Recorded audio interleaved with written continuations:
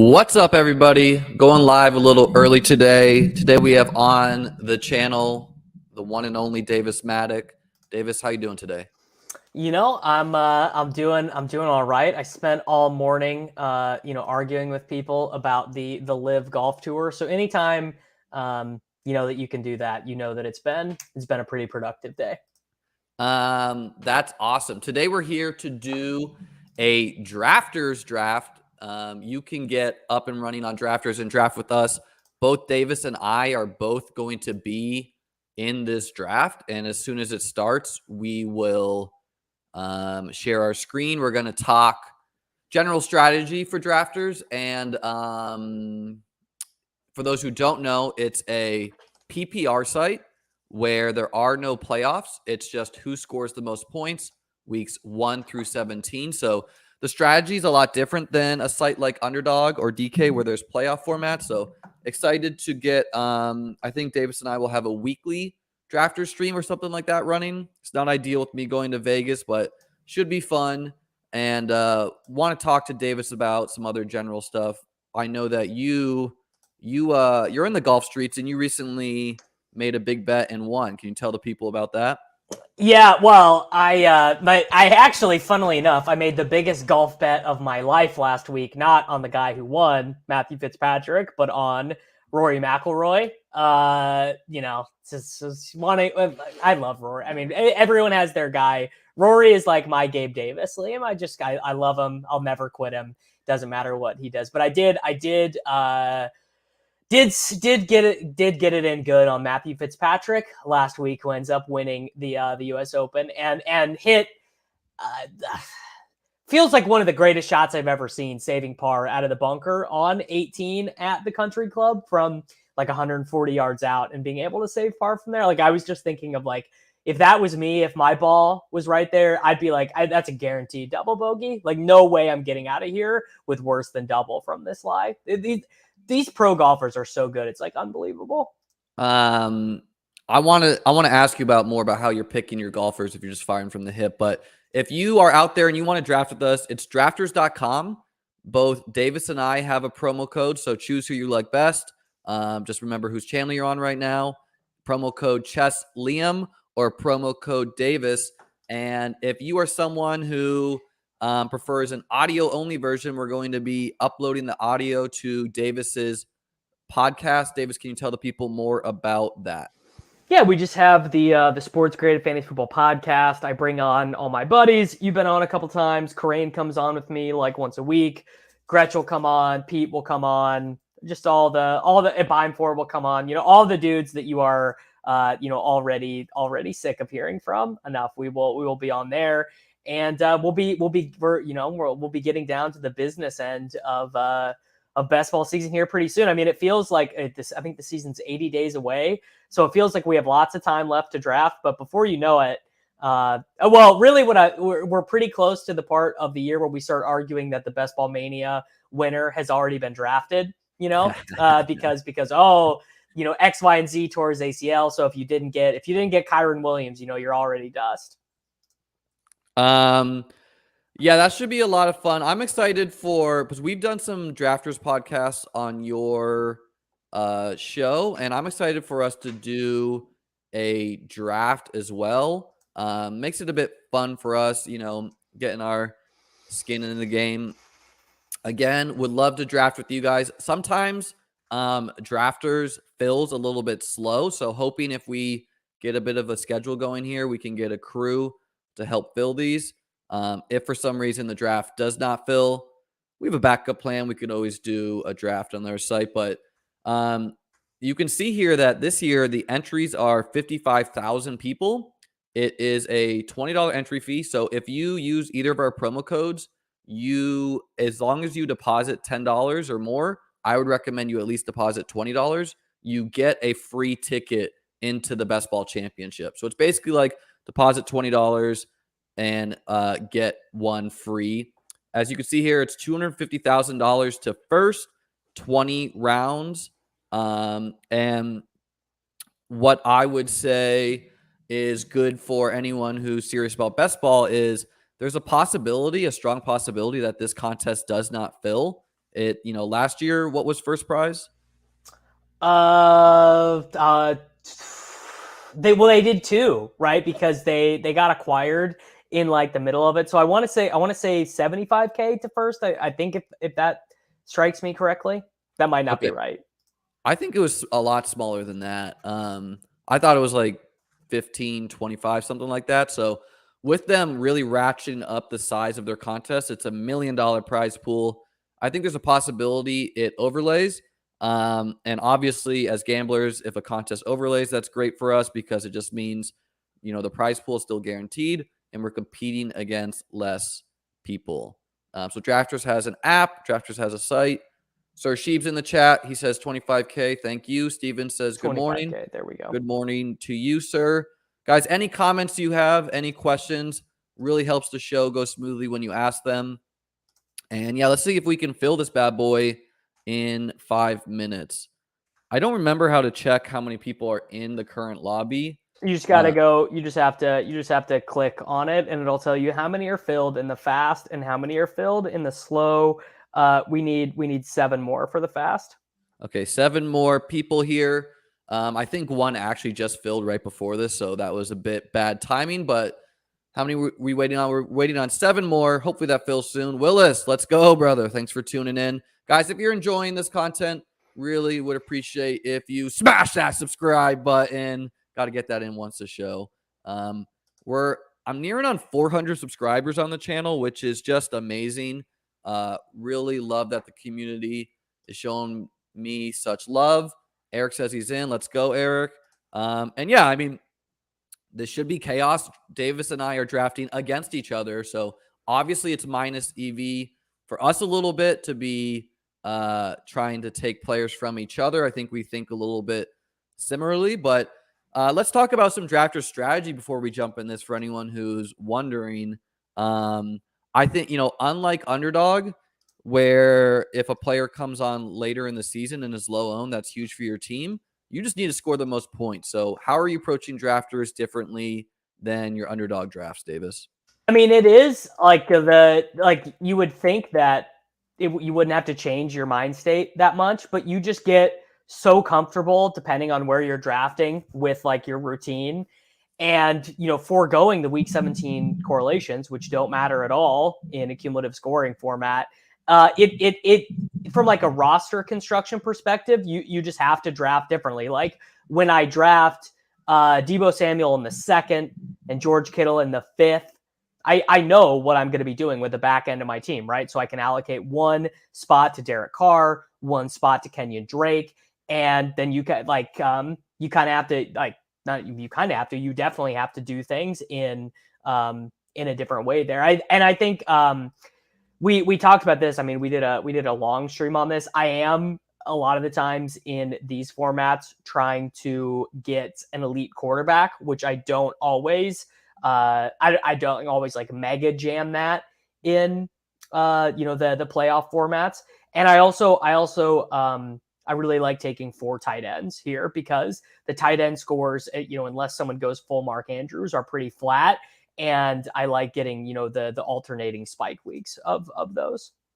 Yeah, I would highly recommend anyone serious about drafters to listen to the podcast we did. I am new to drafters this year, and I was just, wrapping your brain differently about it. I did some research and wrote an article that should be debuting on Fantasy Points. Oh, we still haven't debuted it, huh? No, I got kind of busy, so I need to do some final minute edits. It's solely my fault that it's not already uploaded, but hopefully going to do that today before I fly out to Vegas for the WSOP. And some of the research I found is, and just thinking about it logically, is I think we want to do max 1 elite quarterback for a lot of our rosters. So where in the playoff formats, you may take, Lamar and Murray, you may take Hurts and Burrow. I would caution against that for a format like drafters, or if you're targeting the regular season prize on Underdog for most points, because just the opportunity cost of where the league winners emerge, if you are missing out on a Leonard Fournette, a James Conner, a Cooper Kupp, it is really hard to be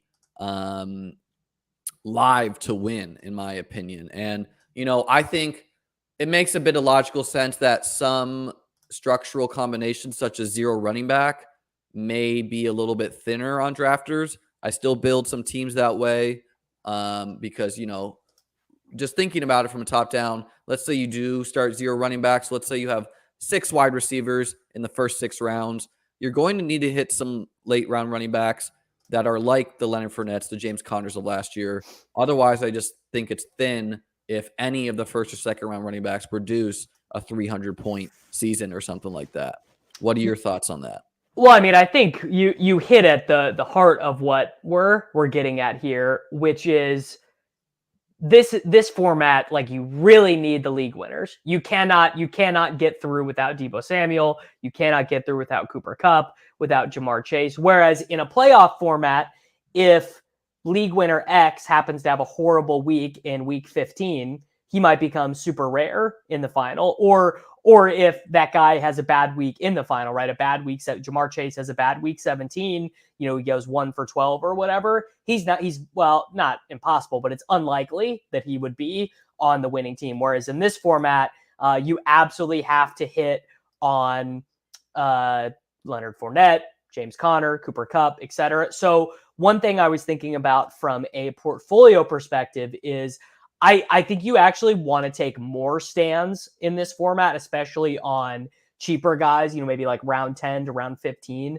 type guys, because your payoff is outsized because you're not getting your expected value cut off by the playoff weeks. Like if you just say, like, let's say Ramondre Stevenson is this year's James Conner, right? And if you have 35% Ramondre Stevenson, the value of your portfolio expands exponentially because you basically need to have that guy's points or something like it. Jake asked, do you have more money in underdog or in the stock market? Good question, Jake. Good question. Underdog. Yeah, no, I think what you said makes a lot of sense. And it's a really fun way. It's a purest form of best ball where it's just, how do we score the most points? Sounds like a simple question, but you need to hit the league winners. And looking at what worked last year, I would also say, having a 0 on your team does not hurt you as much as you would think. Where let's say you take 2 high upside, low floor dudes on your team. If one of them smashes and one of them's a 0, you're taking that to the bank all day over 2 middling dudes. So say like a Will Fuller and I don't know, a James Robinson, if he, somehow comes back pretty soon. Like if those 2 dudes hit their ceiling outcomes and or one hits their ceiling and one hits a 0, you're going to take that. Do you know how many we have in the drafters lobby here? I still have no idea how to check that. That's just my user area. We got 9. You just gotta click on $20, the Drafters Million NFL Best Ball Championship, and if you look at contest info, sport, buy-in, game type, draft type, etc., where it says draft now fast, draft now slow. Okay, I see now.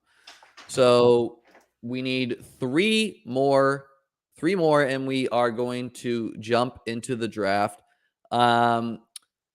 What else to say about drafters? I think someone like a Josh Allen is a real tough sell on a site like drafters where, underdog, you can at least make the case of, hey, maybe he's low advance rate. But if you're going to take Josh Allen in the 2nd or 3rd round, you are basically saying either A, no league winners are going to emerge from that point in the draft, or B, I'm going to be able to find a league winner late in the draft that makes up for those points. Well, it's just a matter of, I mean, this is like an old fantasy football argument, but like value over replacement.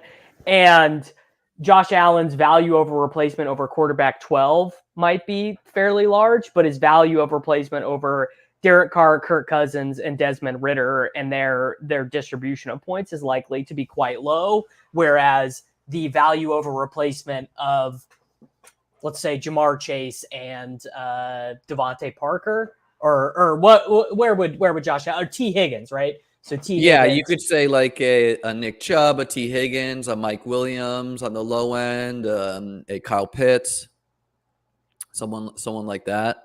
So So yeah, let's say it's like Kyle Pitts. Let's say you take Josh Allen instead of Kyle Pitts. So it's like Josh Allen plus late round tight end versus Kyle Pitts plus later quarterback. Blaine says straight from the ETR stream to the Liam stream. DGen season, love it. I was in that ETR stream with Justin Herzig. Something that's going on right now is NFT NYC.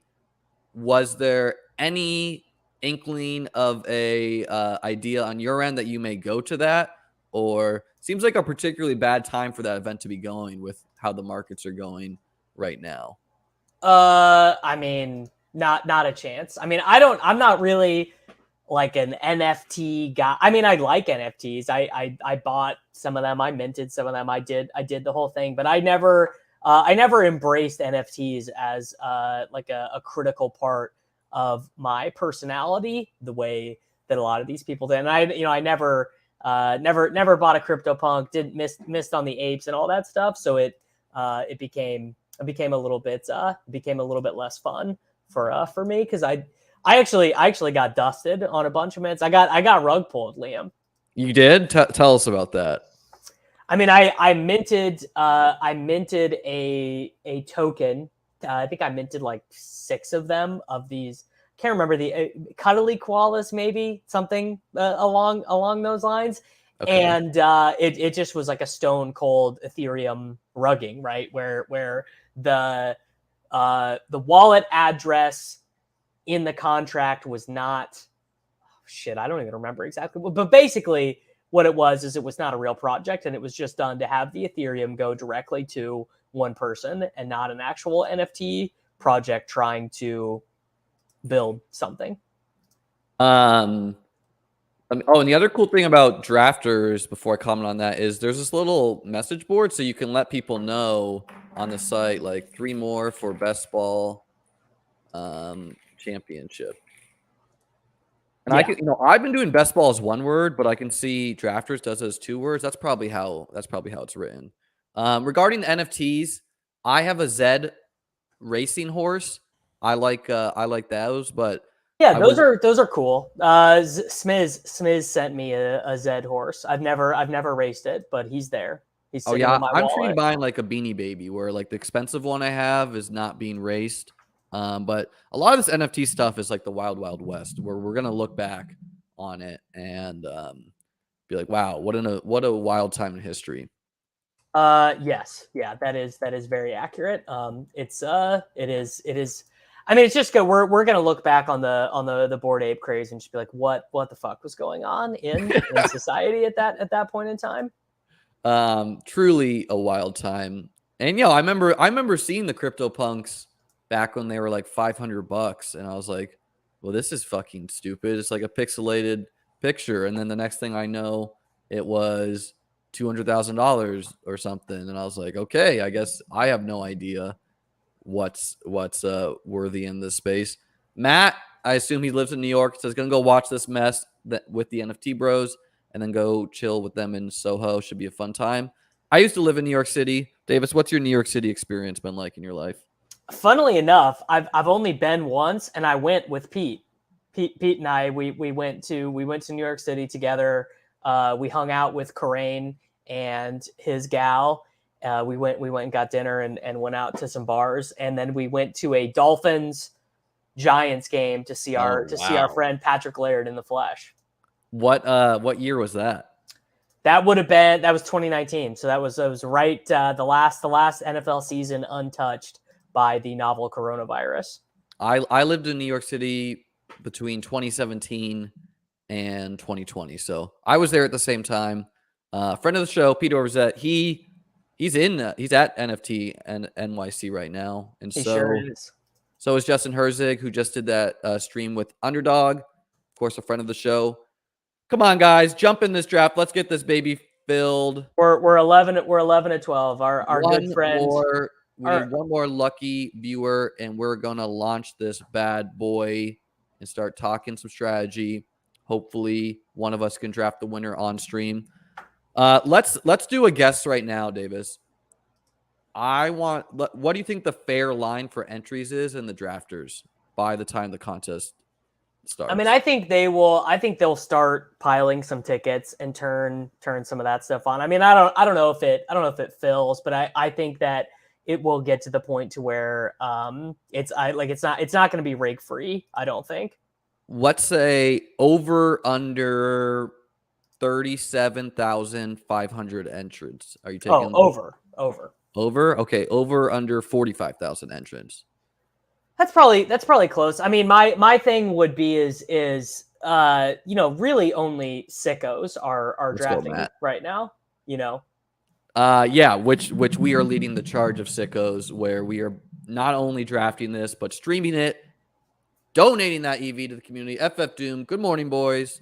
And hopefully once I actually get down a schedule for people, that would be great. FF Doom asks, on a broadcast I did the other day, I mentioned I know a guy who may have a source inside the Ravens. All right, we launched this bad boy. Said you started talking about your inside source at the Ravens and Will Fuller, but never finished your sentence last week. What's the scoop? There was no scoop. He basically just knows someone in the organization, and I was going to ask him. He can just tell me if someone has visited the building or not. And I mean, I think if Will Fuller visited the Ravens, that would have been reported. I find that hard to believe. I mean, there is nothing out there about Zero. Sir William Fuller. I mean, you literally cannot find anything about Will Fuller. The guy's like the Loch Ness monster. I mean, you can't find him. Okay, so let's just talk about something real quick. I'm the 11th pick here. Davis is the 6th pick. That's what, a lot of people don't hate the 6th pick. I like the 106 because I view Eckler up as a very strong tier. Some people cut it off at Chase, but what I wanted to point out is you see the numbers next to our names. That's how many drafts someone has done. So thanks, Julius, for jumping in your first here. Thanks, Nate the Freight. What a legendary name. Thanks. That's he is a Deposit Kingdom friend. Nate the Freight is. Hell yeah. A couple, you can see Updogs at 76. I'm on my 57th, 3-6. Bills Mafia is in the draft. By the way, I got the Bills 13 on right now. Can you guess who this player was for the Bills? Say that again. I have the number 13 jersey for the Buffalo Bills on right now. It's an old jersey. Can you guess who this player was? Some shitty quarterback. Matt not a quarterback. Peerless Price. No, he was 81. No, he was a wide receiver. Isaiah McKenzie? Much older than that. That I'm drawing dead. Let me give you some more hints. He let's just say that Revis Island was no problem for this dude. Oh, Stevie Johnson. Stevie Johnson, baby. We got that jersey. My only Bills jersey I have right now. Rummy had it in the chat. Steve J. Who, by the way, he was so electric in the NFL, and then I thought he may hit it off with Philip Rivers and the Chargers, but never really had it after the Bills. Also, we have a chat feature in here, so Julius in the drafters chat saying Stevie Johnson. Shout out to you, Julius. That's a fun feature that we can chat it up. Good luck, guys or girls, whoever's in here with us. Okay, so Nate the Freight going McCaffrey. I like that on PPR sites. I like that in every site. Yeah, every site. McCaffrey should really be the number 1 overall pick. Yeah, it's, I think when we're thinking about picks by themselves, we should also be thinking about, especially with the first pick, who we can get at the 2-3 turn. So I think there's a case for Kupp plus the running backs you can get at 2-3 versus McCaffrey and the wide receivers you can get at 2-3. But of course, if McCaffrey's healthy, he's going to score 400 points. Steven says I'd get banned from Underdog if they had a chat. I understand the sentiment. Davis goes with Eckler. Pretty chalk pick there. And after pick 6, it's like the Wild West of who. Yeah, you can literally take whoever you want, I think. Agreed with that. I won't be using the queue myself because I'm sharing my screen. With your enemy, with the villain of the day. With who's that? Me. Bill's Oh, you? Okay. You and I. We're combating friends. Here. We're friends here. Thanks, guys, for tuning into this. Hit the like button if you're enjoying it. Really don't know if likes or subscribes or comments helps my channel more. They all help. They're all good for your channel. They're all good. Okay, good to know. If you have questions and you're watching this on replay, ask them in the YouTube chat, and I will either answer them on stream on the next show, or I go back and I check those and answer them. I'm gonna grab Kelsey here, and the reason is because basically it's like, okay, I'm not going to get the number one wide receiver. I'm not going to get the number one running back. So rather than betting against these guys, it's just saying I got the number one tight end, and hopefully that allows me to separate more than them. And then I will grab Cook. There's enough murmurs that maybe they're going to be passing a little bit more there.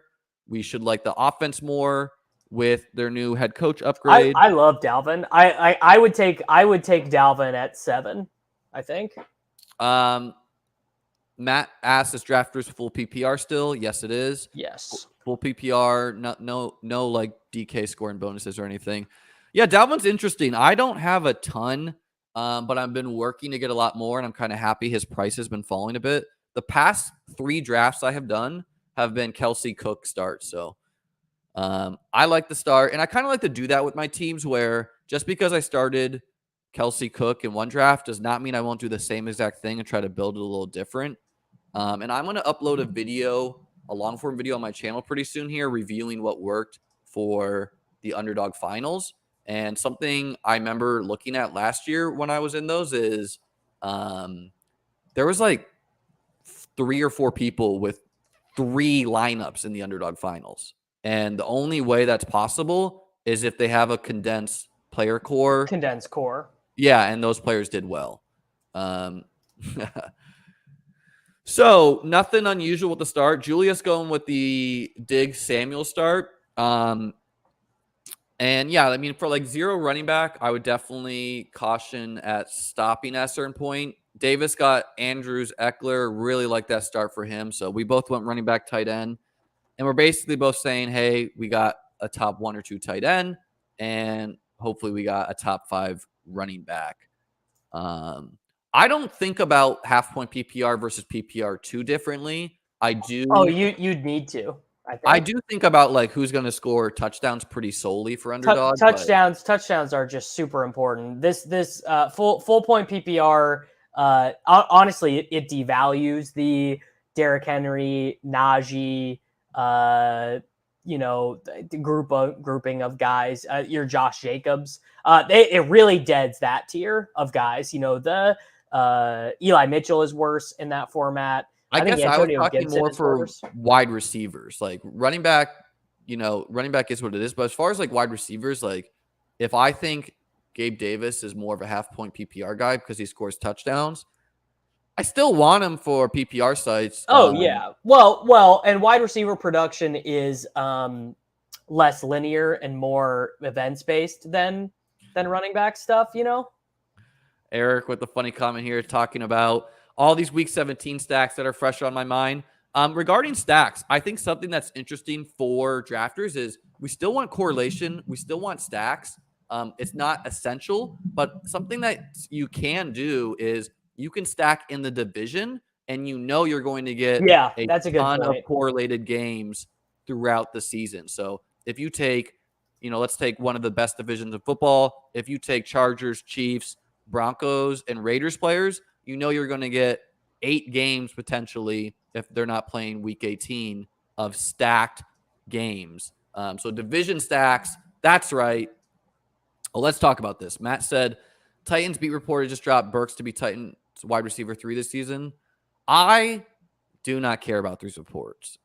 Burks, whatever. If he flops, he flops. But my hot take is with Burks suffering from this a little bit of conditioning problems is maybe the dude got COVID like half of the country, and he's just, I think athletes tend to think of themselves as invincible. So it's more likely an athlete is not vaccinated, and maybe he's just suffering a little bit from some post-COVID. There's no news on that. That is total speculation by me, but it would make sense. I just got recovered from COVID.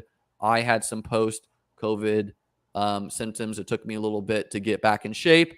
But yeah, I'm not worried about Burks until it bleeds into the season. And we've seen this with like the fear in this time of the season. What's your takes on Burks? I mean, it's like we literally just saw the giga example of this last year with Jamar Chase, where people were worried about it wasn't a health thing. It was like what was it? He was having a bunch of drops and he looked bad in the preseason, and people were not feeling the Jamar Chase stuff, which was terrible at the time, is terrible in retrospect. Just truly 100% terrible. And I think the Burks thing is not the same, because obviously Chase is like a greater tier of prospect. But yeah, I mean, I'm just drafting a bunch of Traylon Burks. I'm real happy to get Chubb to fall to me here. Quite the discount on him.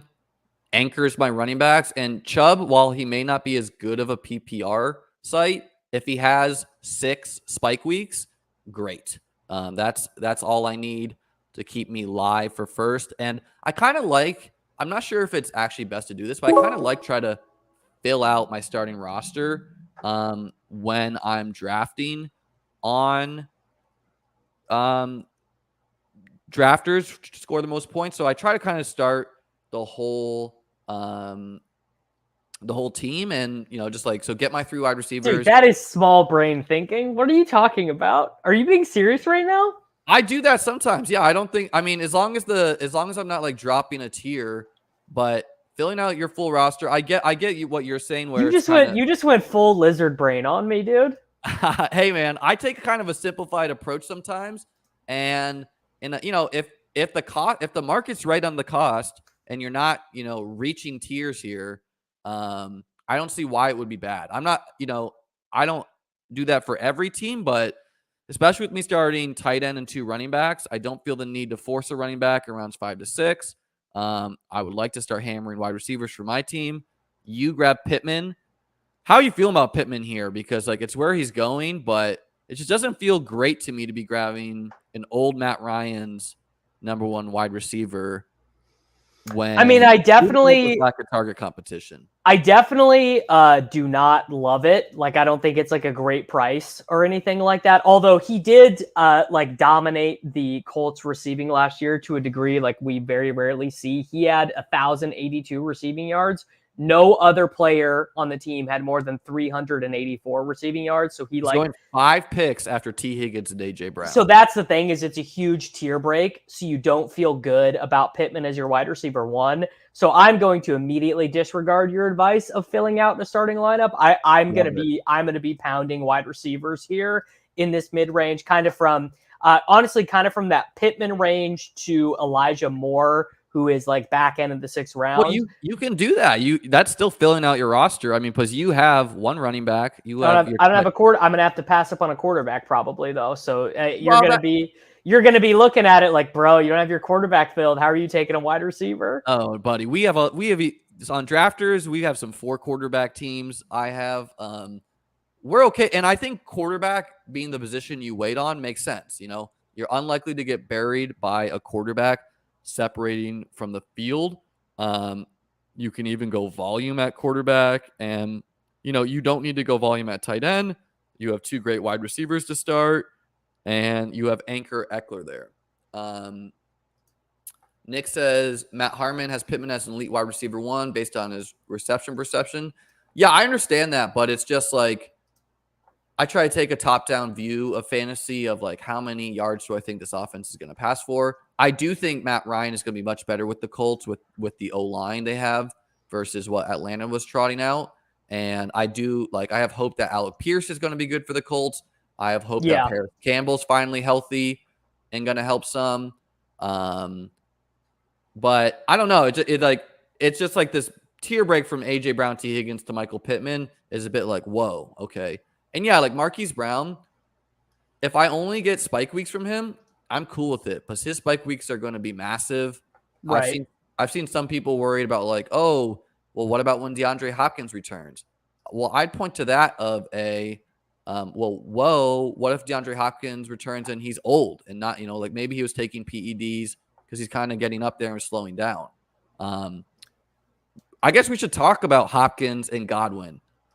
I don't. See, these guys are like useless in this format. They should be going 30 picks later than they go in playoff formats. Yeah, I'll take like one or two of them here or there, but I think there should be like right now they go pretty much where they go on underdog, and I think that's got to be wrong for optimal scoring the most points. Keep in mind, you have to finish first out of everyone in this contest. Nick says that Matt said Pittman's a combo of Keenan and Allen Robinson. It's pretty sexy combo. I don't think he's that good of a route runner. I would not give him that. I mean, he's pretty good. I had like 25% Michael Pittman last year, but he was going in like the 6th, 7th round. Right. Okay, so I can do a lot of things here. I could grab Murray. I'm not stressing it though. I'm gonna grab Cooks and see what happens. Again, a spike week guy should have a massive target share in his offense.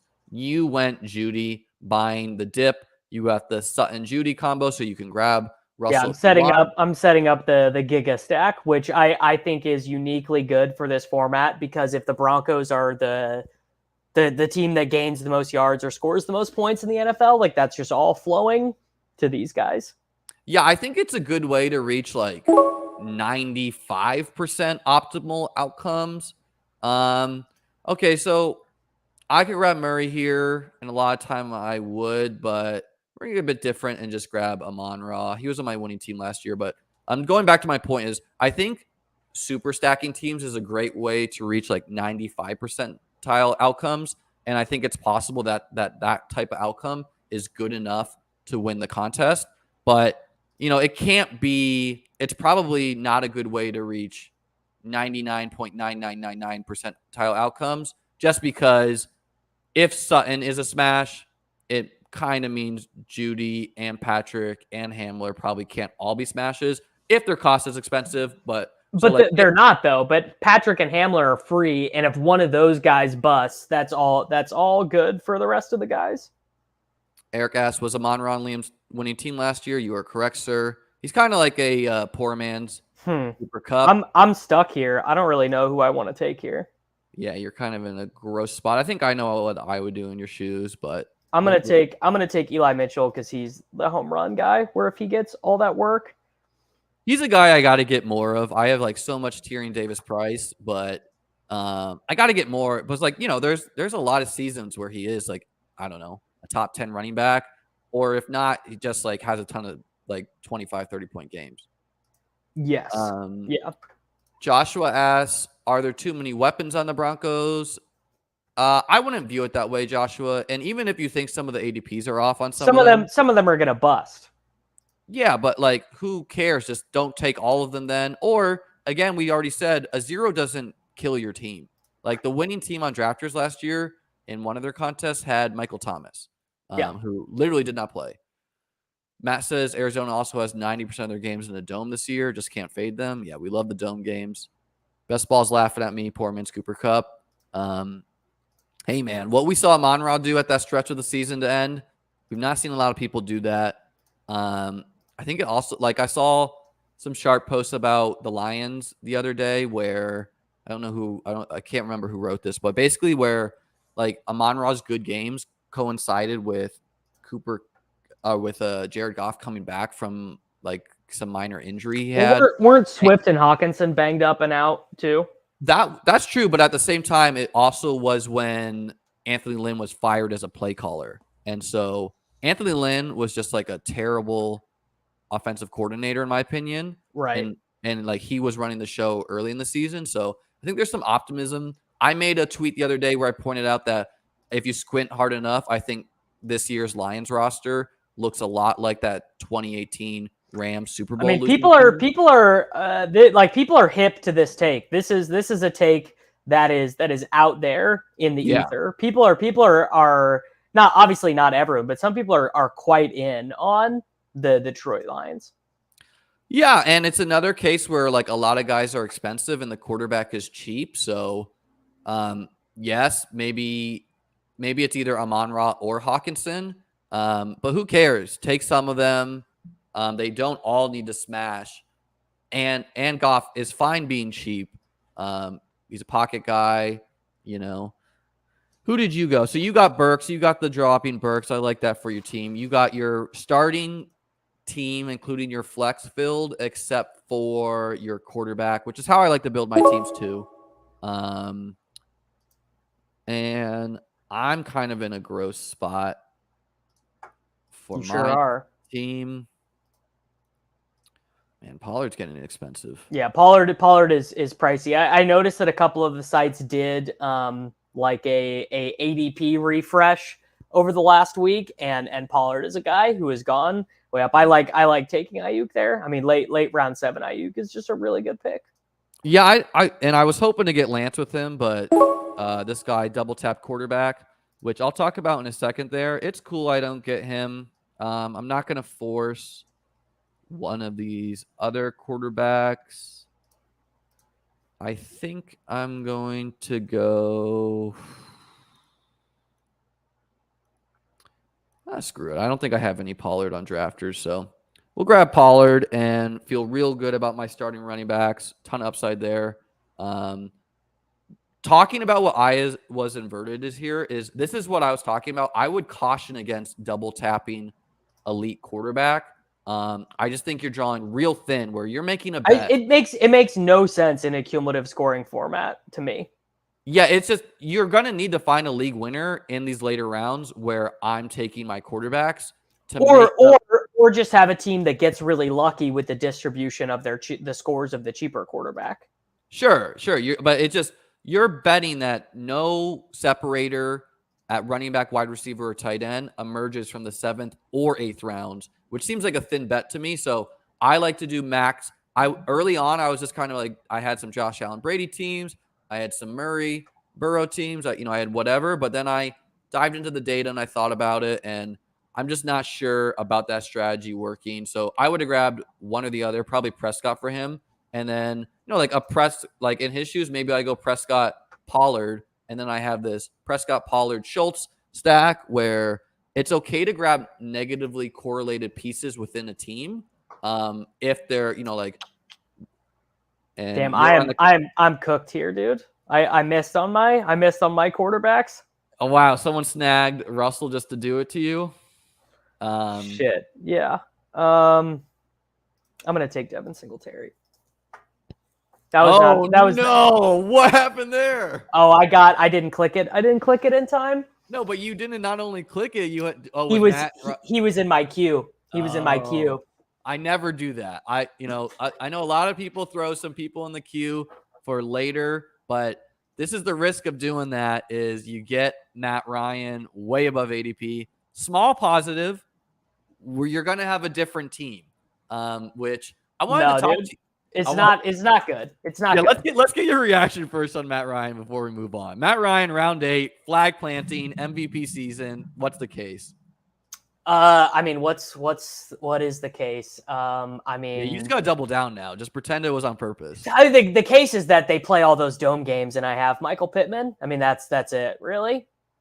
But yeah. Obviously, like I got to take Nyheim Hines now. So everyone be ready for that. I got to take Nyheim Hines way ahead of ADP because the only way that works is if what's his name? If Jonathan Taylor gets hurt. Honestly, I don't it doesn't feel good, but I don't think you're dead to win it all but you just need to. No, you just have to hit on every other pick. Well, in your shoes, I don't exactly want to help you, but here's what I would do is I would consciously wait on my quarterback too, because you kind of do need Matt Ryan to average 20 points per game, which is about what Stafford did last year. Big time. At least Davis isn't getting sniped on Matty Ice, bullish Matty Ice. Oh my God, rip. Yeah. I personally never. Well, I just really had to fill out my starting lineup. Yeah. I took your advice to heart. I just really had to fill it out. You were trying to throw off the competition by saying that was a fish strategy, and you have 20 seconds on the clock, and you went Damian Harris. I like the pick. So you're going with the no PPR running backs with Mitchell and Harris, but hey, we saw their like 90 percentile. I mean, I don't even really like Damian Harris. I take him when he falls after ADP because I draft so much Ramondre Stevenson ahead of ADP that I need to, and I guess that's kind of playing it like a nit, but I take so much Ramondre ahead of ADP that it feels that I need to get exposure to Damian Harris when he's out, like, what was he, 10 spots after ADP there? But like you just have to capitalize on those situations. Yeah, and I think that's smart for your portfolio to approach it that way. And also, like, I like Ramondre, and but people are just giving up on Damian Harris a year early, which if the Patriots are not that good, it makes a lot of sense for them to run Damian Harris into the ground on his last year contract, save a little tread on the tire for their other guys. And I mean, we saw the dude score something crazy like 16, 17 touchdowns last year. I don't think he's just going to be inactive on the team. Ramondre misses a pass block. He's the guy. What is Hines ADP on drafters versus underdog PPR machine? I'll check that out in a bit here. Okay, so again, it gets kind of thin at some of these positions here. Yeah, it really does. You just don't feel great about like some of these picks. So like I think there's a huge tier break like round 6, 7, and then I think there's another huge tier break for me, kind of after the Damian Harris, Cordarrelle Patterson range. I was inverted. It was confident in his picks. He went Galladay, Walker. I went Carr, so I'm going to have no Las Vegas stacks, but all his pieces are expensive. So yes. I like that at least. Again, it's not essential you stack it up. Man, like wide receiver is pretty dead after this. It's so dead. Yeah. I'm going to grab Woods and just make the bet that he's the one there. Do you think I've been approaching it that Woods is going to start the season. He looks good in those videos we're seeing of him, but what's your take? I saw there was some leaning that he may be slammed with the 4-game pup designation. No, because he was already back at minicamp, so he should be good to go. And it's kind of funny. Like people are remembering Robert Woods as like performing poorly last season or whatever, but he was the wide receiver 12 when he tore his ACL. He had gone 45 catches, 550 yards, 4 touchdowns, and a rushing touchdown as well when he had gotten hurt. So it's not like he was totally dead. It's just, I mean, it is kind of a hard sell. 30-year-old wide receiver coming off of a torn ACL. X-Bill into an offense where he probably has a quarterback downgrade. Like, it's just not great. Yeah, no, 100% getting the quarterback downgrade. That's the thing. And it's just kind of like, I don't know, like Mike Vrabel is like a hard ass. I could see him just being done with Burks if he gives him any bit of like asthma conditioning shit. And the thing about like why I went Woods over Tyler Boyd there, who I also like, is Woods is drawing live to be his offense's pass catcher 1. Boyd is almost always the pass catcher 3 in a better offense. And I wouldn't always go Woods over Boyd, but that's how I viewed it. I like Davis went for Gronk, who I also was considering there. And so I felt like I had to take Gronk because I have to hit on, I'm like having to hit on guys who are going to beat ADP by like 6 rounds right now. And if Gronk, like, let's say we get done with this draft and we read the tweet that Gronk has re-signed, an $8 million 1-year deal with the Buccaneers, he immediately is going ahead of like, I think he probably goes ahead of Dalton Schultz. I think he's probably the tight end 6. I think he goes in like the 6, 7. Yeah, I mean, I would take him over. So in this draft, I would take him probably right around Schultz is where I feel like he would settle. Just because, like, even if we know he's signing back, there's questions about like how much will they use him in the regular season. Yeah. I mean, Cameron Brate is 30, so it's not exactly like he's young himself. I mean, and Cameron Brate is like useless. Yeah, I don't know. I saw some stat that he had like a ton of red zone targets last year, but he didn't score a lot of touchdowns. So, but yeah, I like what you said for your team. With you taking Matt Ryan, you feel like you need to hit some guys who are going to be worth a lot more than their ADP. And Gronk is a real low floor, real high ceiling type guy. Who's hosting who? In other words, who is paying who $12.50? Thanks, Bert, for the question. giving me some shit for my question. See, I took that the other way. You know, Pete said that was you know, out of form for you. I took that the other way. I was like, Liam's a real gambler. You know, so he doesn't want any question of splitting equity or who owes money who. Like I took that as like you know, a person who is experienced in the world of gambling and doesn't want any questions on who owes who money. Well, that's really the thing is like, not to call it a nightmare to draft a winner on stream, but like, God forbid you do that and then no money exchange hands, and it's this ambiguous situation where you're counting on someone's goodwill to be like, yeah, man, sure, you can have $1 million. Yeah, you can have $500,000. It's all good. Like, I just like good. to, we're straight. You know, I like to make the line real clear in the sand. You are getting 50% equity, or I will have 100%. First says Davis Smart Man, you're welcome in the group chat. I have a group chat with my boys from home. But yeah, I mean, everyone sent me it. Everyone gave me shit, obviously, but except for Spags. Spags like, no. And I said, Spags, I'm happy to give you the 50%.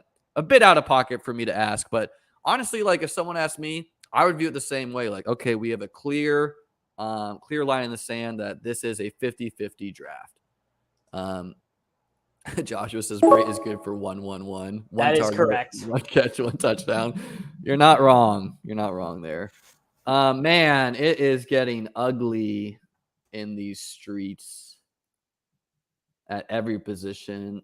I think there's a clear pick on the board. I'm grabbing Tim Patrick. That is not who I would have taken.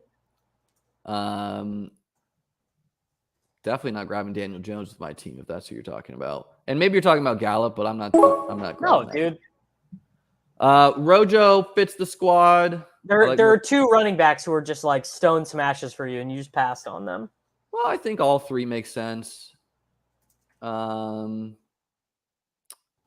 has the highest ceiling, I feel. I have a lot of him at a cheaper price, though. So yeah, but that doesn't matter. We'll go White. The other thing I want to point out real quick before we get your comment on that is we want to be mindful of our bye weeks with drafters more so than underdog. And yes. I'm noticing I have a bunch of guys with week 6 buys and week 9 buys. So something to keep in the back of the mind as the draft is going on. Who were you leaning there for me? Were you leaning our guy Rachaad White or Rojo? You should have smashed the button on either one of them. Well, yeah, I mean, but with Carter, Rojo, and White being there, I didn't feel a need to take one here, and I do like Patrick.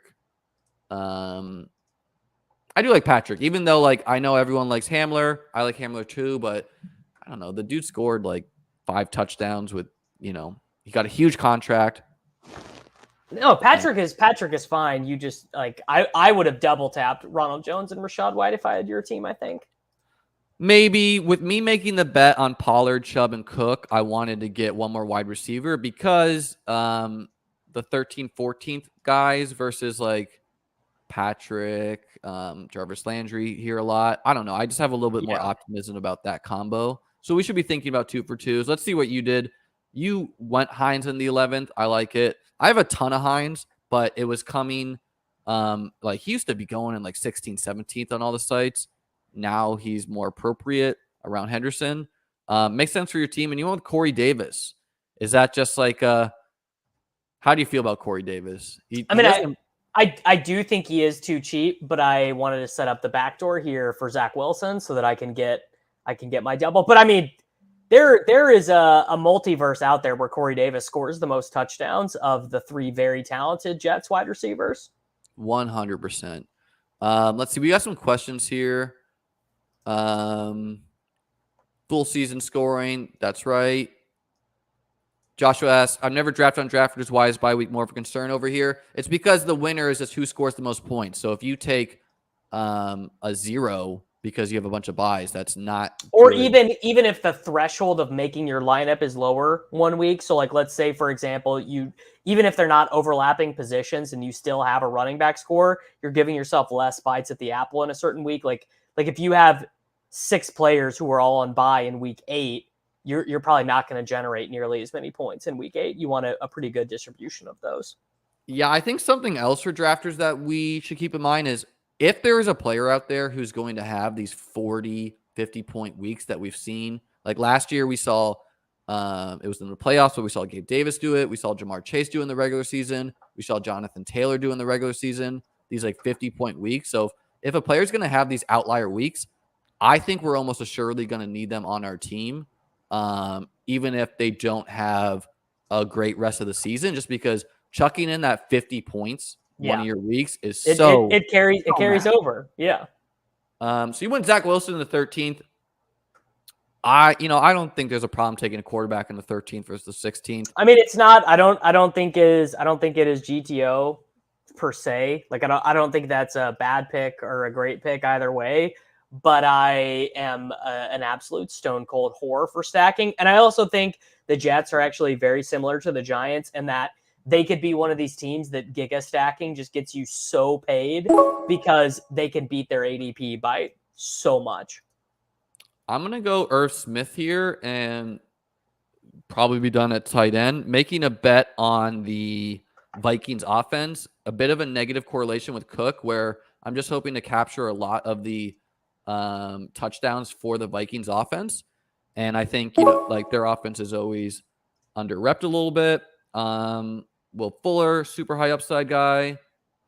The running backs are pretty dry after this. Looking at my full team here. Quarterback, I'm going to wait. I'm going to push it. He's like way more expensive on this site than every other site, but screw it. We're going down with the ship. Another Will Fuller 0 on my team potentially. But I love it. Interesting. Connor says, not going to lie, the Drafters app is looking pretty slick. Yeah, I usually go running back there, but I like it. Like if he signs with the Packers, which seems like I ran a Twitter poll. The Packers was the most suggested location. The other thing that just seems really poetic is Will Fuller's one last rug of the fantasy community is just retiring and giving everyone a 0 who's been drafting him. So funny. Funny. Yeah. Like such a poetic end. But even if that happens, like some guy gets hurt week 4 for the Bucks, they're going to call up Will Fuller, right? They're not going to trot out, whoever. Correct. Yeah. I took Alec Pierce, because we gotta pay off. We gotta pay. So the week 14 bye. Why would we care about that for drafters? It doesn't matter. So there was this thing last year in the FFPC where the playoffs started when there were bye weeks, so you'd have to worry about that. But no, I don't sweat it, and I also don't sweat it in that format either.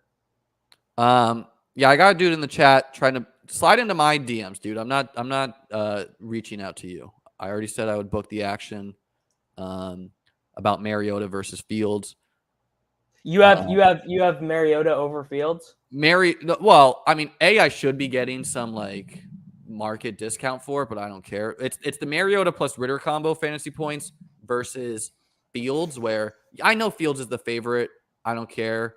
Yes, the offense is going to be so much better than what he was in last year, but it's basically just that pass offensive weapons matter, and what Atlanta's trotting out on the field to catch passes is way better than what the Bears trot out, unless Will Fuller signs with Chicago, which is a dark horse location too.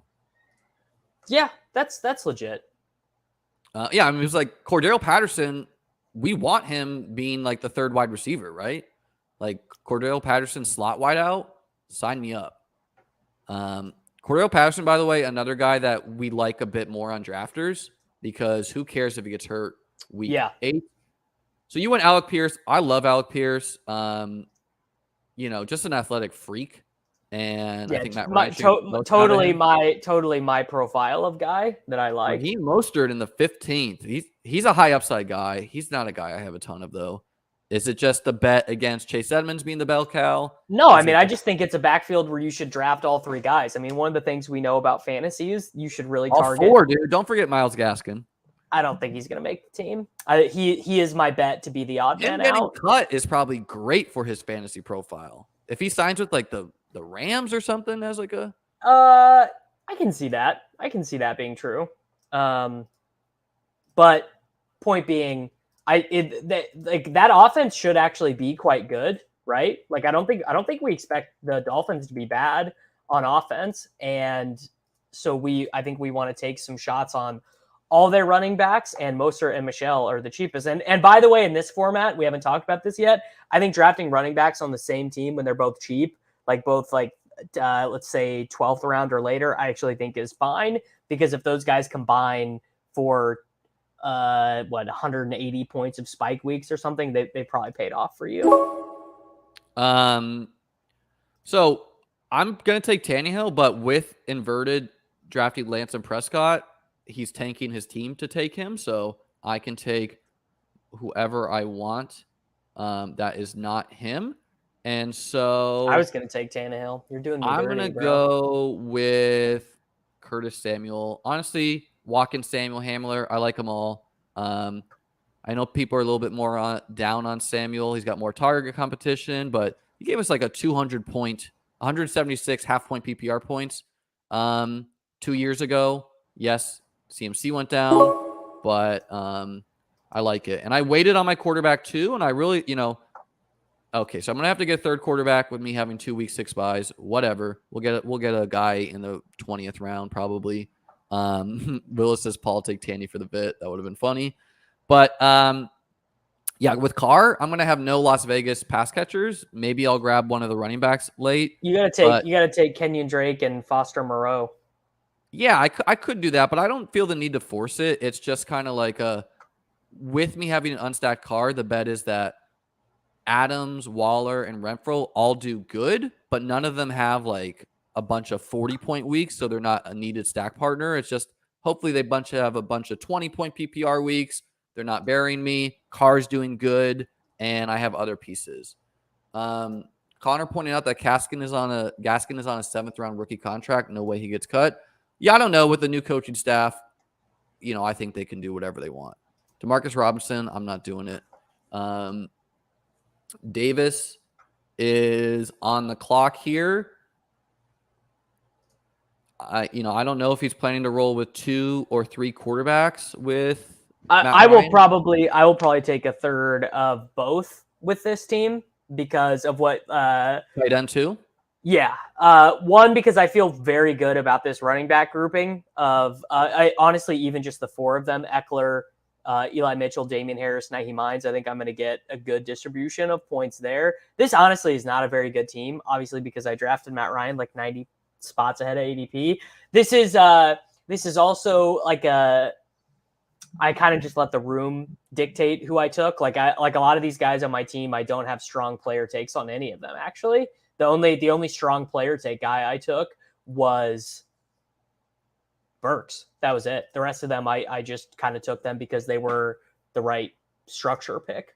Yeah, and with you having Judy and Sutton and not having Wilson, yeah, I'm always of the philosophy that got cucked. Well, I'm always of the philosophy that the quarterback is the least important part. Yeah. Yeah, you're just saying the Broncos offense is going to be good, which is a smart, logical bet. How do you feel? There's a lot of talk on playoff fantasy sites, best ball sites such as Underdog and DraftKings about getting different at the top of draft. I do think I don't care at all. Probably not, but I still do think it makes some sense on a site like Drafters, where if you're the only person out there that has a whatever, Stephon Diggs, Tyreek Hill, and the uniqueness actually, like the odds of your construction or team being unique in a 55,000 entry tournament are a lot more than in the 400,000 person tournament or 800,000 on DraftKings or whatever. I agreed with that take, but at the same time, you're still probably competing. How many people do we think have Eckler, Andrews, Pittman starts? Probably, I don't probably know, a lot, couple hundred. Versus how many people do I think have a but how many Aaron people Jones, Andrews, Pittman start? But you have to be conscious of who is a price riser and faller. So if you took like Mike Williams is a guy you used to be able to get cheap. So he's not a guy you want to take when you're getting different. Yeah, but how many people did it with an 8th round Matt Ryan? and a round 17 Mo Alley Cox? I'm not. Do you just is it just because he's the veteran there? I'm just not even sure if he's the tight end 1 there. Why wouldn't he be? They drafted Jelani Woods, who is but rookie tight ends never play. It's the same thing I've told Corain about. Same with Freiermuth last year, right? Rookie tight ends never play. It's Eric Ebron's show. Which was what it was to start the year, and then Ebron got hurt. Let's see here. I'm also much less price sensitive when we are getting to the 17th round. Like one good Roto World blurb on Mo Alley Cox draft here. All right, we auto drafted James White. That was my fault. By the way, guys, if you miss a pick on drafters, you go on auto right away. So just make sure to turn that off. Unclick the button. Yeah. So not the ideal running back for this format. But whatever, he plays running back. And I'm going to grab Mariota. The ideal for this team is either Mariota starts the whole year or he at least starts week 6 for my team. And I feel strong enough at wide receiver that I probably, even if Robinson's a 0, don't be a Cox block, Liam. That's fine. Yeah, Kyle Granson too is the other thing I wanted to bring up with the Colts, was they drafted him last year in like the 3rd or 4th. Yeah, I think that makes my point, right? Which is that they've drafted all these dudes to try and fill Mo Alley Cox's shoes, and they won't. And Mo Alley Cox himself didn't play forever, right? Yeah. I mean, look, I want Mo Alley Cox to be a thing. Dude's big, has a fun name. I'm just letting it kind of play out there. And, whatever. Maybe I'm being a little risk averse there, and I should revisit that. But I just don't like the one blurb I saw on it is like Jelani Woods moves much better than Cox, but has bad hands. And Mo Alley Cox has good hands. I mean, just what I'm telling you is unless Jelani Woods is like extremely, extremely, extremely good, he's not going to get on the field right away because he's going to make like 900 mistakes in preseason and in training camp. Yeah, I think he just has like a perfect 10 RAS profile, and I just can't help. Yeah, he does. The athletic so I have him in all my, my dynasty leagues. I spent like 3rd round rookie picks on him. Hey, I love it. And yeah, I mean, I like what the Colts have done here. Are they just going to rotate through the veterans? Just, everyone on their way out of the league, come stop by the Colts. We'll get Tom Brady in 5 years on his last year with the Colts. We'll get Aaron Rodgers 1 year. They got Phillip Rivers. They got Matt Ryan now. Willis. Yes, I did know he played basketball. Weird thinking how much draft capital Indy is investing to replace Jack Doyle. Yeah, I mean, Jack Doyle being a thing for so long. I mean, they needed that guy, though.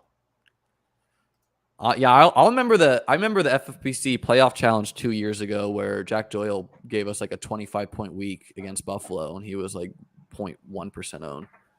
Matty Ice likes his larger tight end. Yeah, but everyone's a large tight end on the Colts. It's not like Jelani Woods is a small dude. That's a great point. That is a very good point. Does this Deshaun Watson news today affect the length of his suspension? Neither Davis or I are lawyers. The news, if people are wondering, is that people were immediately responding to me because I kind of thought maybe he wouldn't, but people were immediately responding and saying, actually, it probably just means that they can get started on the suspension now because they're not waiting on any new information. Well, you still got 4 more civil cases. Yeah, so the news for anyone that's wondering is I believe he settled on 20 out of 24 civil cases. So correct. Davis, by the way, after saying he's not a fan of getting different in the draft, is getting real different here, taking Ritter in the 18th, taking Mo Alley Cox, so a couple guys that usually go late. And, I like it for his team. He's got Odell. But I think at this point in the – oh, shit, hold on. I got to pick. 2, 1. Barrios. So I just am, and people could argue about this or whatever. I'm just not differentiating cost that much between a round 17 and a round 20 pick. I'm just taking guys that I think fit overall what I need. And I needed to add some ceiling here at quarterback with Wilson and Ryan, because a huge chunk of the time, those guys are going to be between 16.5 and 19.5 fantasy points on a given week, probably. But if Ritter runs, that's what we want from Zach Wilson. I mean, we saw the 12-point weeks last year, right? So I needed to add any guy who could run. We'll grab McKenzie. Got to get a Bills guy in every draft, and it's the bet that he either is not dead in the slot slash splits it with Crowder slash just has spike weeks. And we saw the spike weeks. There's a little rumbling that he would play against man coverage and Crowder would play against zone, which makes logical sense to me. And then I'm not going to grab another tight end. I'm going to grab a running back, and I'm going to grab a guy that's not always drafted, trying to get a little bit different. There's been a little bit of buzz about him. He had some big weeks last year, Dontrell Hilliard.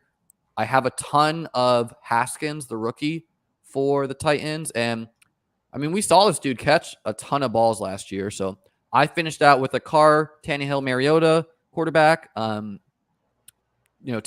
and Mariota give me a bit of a rushing floor. Carr is hopefully my every week guy. I got a nice mix of running backs with Cook and Chubb anchoring the squad, and then some high upside dudes and James Robinson for hopefully later in the season. I like my wide receivers with a mix of PPR guys and some high upside dudes. Marquise Brown, Brandon Cooks, Amon Ra, Brandon Ayuk, Robert Woods, Tim Patrick, Will Fuller, Curtis Samuel, Isaiah McKenzie. And then Kelsey and Smith, I'm hoping to be smashes at tight end, or at least Kelsey is. So I like my squad. I think it's live for first. I'm not thin at any position. And yeah, let's see how Davis finishes his team before we run through his squad there. So he finishes with Mark Ingram. I think that's a good pick. Pretty good 20th round pick. I mean, he might what does he have to do to pay off a 20th round pick? Like just to be worth a roster spot, start 3 games, probably.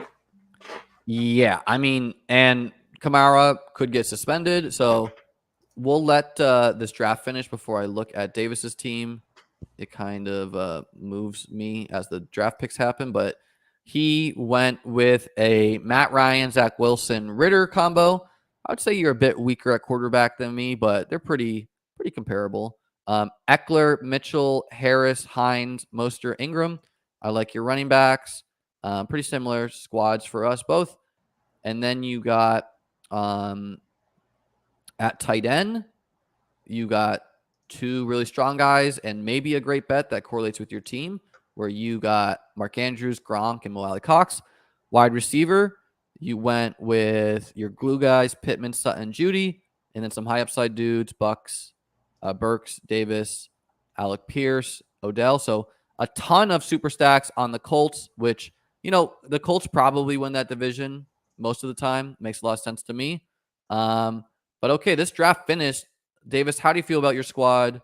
What are you seeing in these drafter streets? Let's say a couple more things before we say. I mean, I do think there were the draft was not easy. These dudes are mostly pretty good. I love that Nate started with CMC and then just pissed yellow. Yeah. I love the piss boy there. We got a couple of 0 RB drafters in here, which I am realizing I did not account for enough. So it looks like Updog, who is really grinding these streets. He did the 0 RB start.